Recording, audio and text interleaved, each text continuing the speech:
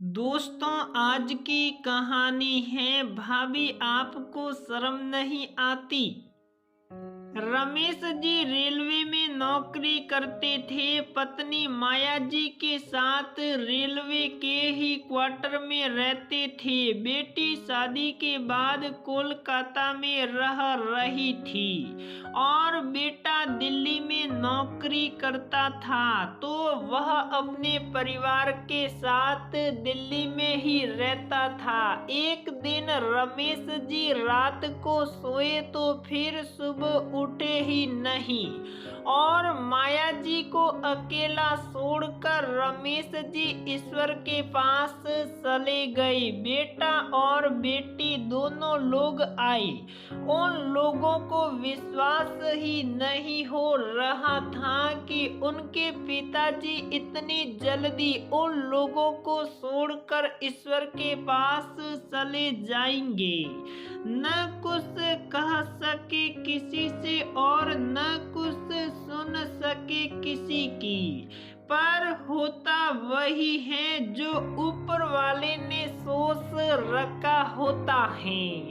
बेटा अर्पित और बहू नमिता बहुत ही प्यार और सहानुभूति माया जी के साथ दिखा रहे थे कि अब हमारे साथ ही रहिए। अब तो आप यहाँ भी नहीं रह सकती, क्योंकि अब तो पिताजी रहे नहीं, तो आप इस क्वार्टर में अब नहीं रह सकती हैं। अब हमें यहाँ से जाना ही होगा और गांव में भी आप अकेले कैसे रहेगी, तो इसलिए हमारे साथ चलिए। वहाँ पर आपका मन भी हम लोगों के साथ लगा रहेगा और बच्चों के साथ आपका समय भी कट जाएगा। बेटी कल्पना को अपने भाई की बात सही लगी। उसने भी अपने भाई की बात का समर्थन करते हुए कहा कि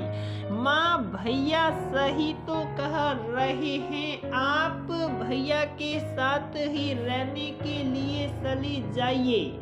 गांव में भी अगर आप रहने जाएगी तो अकेले आपका मन वहां भी नहीं लगेगा और मुझे जब मिलना होगा तो मैं चली आऊंगी। यह कहते हुए कुछ दिन रहकर कल्पना अपने शहर कोलकाता वापस चली गई।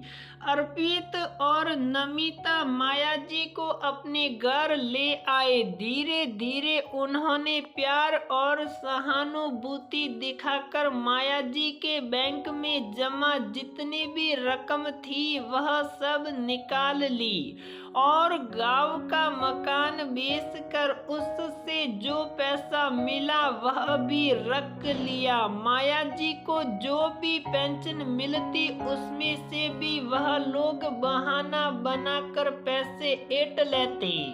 नमिता ने धीरे धीरे घर का काम भी माया के कंधों पर डालना शुरू कर दिया। जो भी काम करवाना होता तो वह माया जी से यही कहती कि माँ जी का काम करते रहने से आपकी हड्डियां सही रहेगी, वरना आराम करने से तो ये जाम हो जाएगी।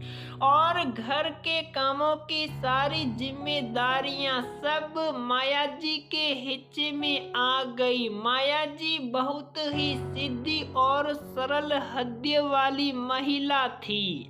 वह बेटे बहू की चालाकियों को समझ ना पाई। उन्हें यही लगता कि जैसे वह वहाँ काम करती थी, यह भी तो अपना ही घर है, क्या फर्क पड़ता है। बेटे बहू कम से कम मुझे चाहते तो हैं, पर अब नमिता अपना असली रूप दिखाने लगी थी। अब जरा जरा सी गलती पर वह मायाजी को बहुत बुरी तरह डांट देती थी।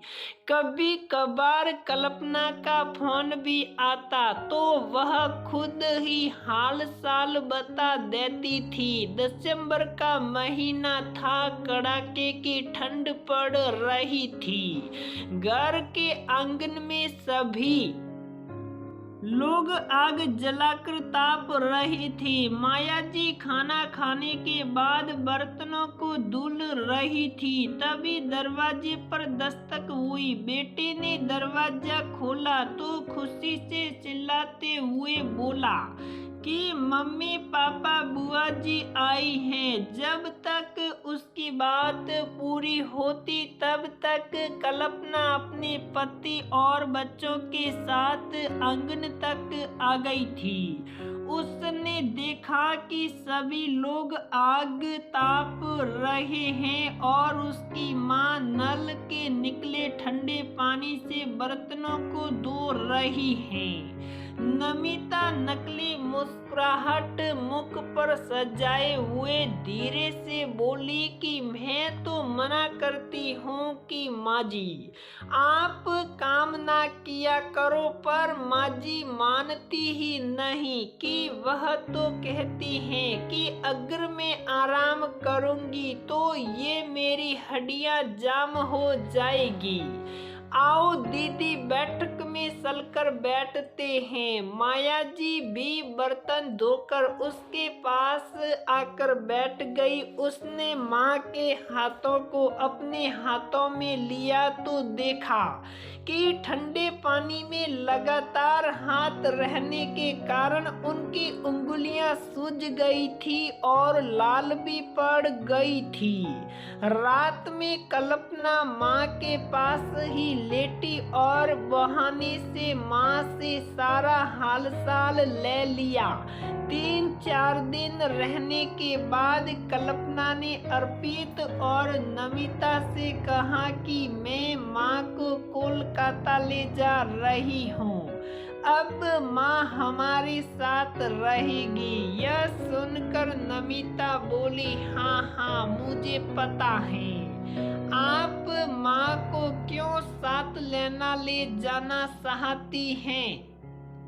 क्योंकि आपकी नजर तो माँ की पेंशन पर है। आपको माँ से नहीं माँ के पैसों से प्यार है। बस करो भाभी, आपको शर्म नहीं आती मुझ पर इल्जाम लगाते हुए?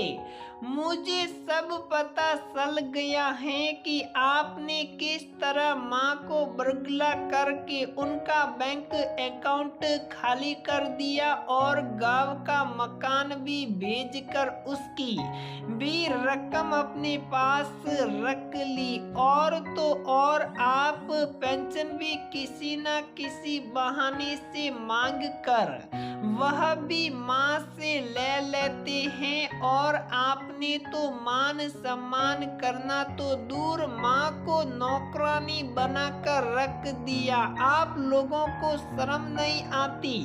आप माँ के साथ ऐसा व्यवहार करके बहुत बड़ी भूल कर रहे हैं। आपको शायद नहीं पता, आपका ऐसा व्यवहार बच्चे भली भांति देख रहे हैं। आज आप लोग माँ के साथ ऐसा व्यवहार कर रहे हैं, कल को आपके बच्चे भी आपके साथ ऐसा व्यवहार करेंगे। तब आपको एहसास होगा कि आप दोनों ने कितना गलत किया माँ के साथ। आप लोगों में इंसानियत नाम की चीज ही नहीं रह गई है और आप लोग उल्टा मुझ पर इल्जाम लगा रहे हैं। वह तो आपका नकली चेहरा था और अब ये आपका असली चेहरा है। चलो माँ, अपना सामान पैक कर लो, कल सुबह ही हम लोग इस शहर को छोड़कर चले जाएंगे।